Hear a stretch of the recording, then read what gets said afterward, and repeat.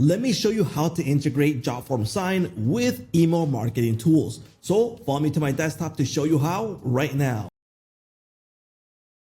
Hey, what's up everyone? This is Jotform, and on this video, I'm going to show you how to easily integrate with your email marketing tools on Jotform sign. So let's get started. First thing we need to do is select the e-signature that we've created to connect. So let's go ahead and select this one. That's meant for testing purposes. So let's go into edit, and this is going to take us to the builder. Next, we need to jump into settings. And in settings, we want to go to the integrations tab. So click on integrations and you'll be able to find all your email marketing tools that you can go ahead and connect right now. For example, Bravo, Constant Contact, Aweber, MailSoftly, MailerLite, and so much more. So just go ahead and select one of these to connect. For example, let me show you Aweber.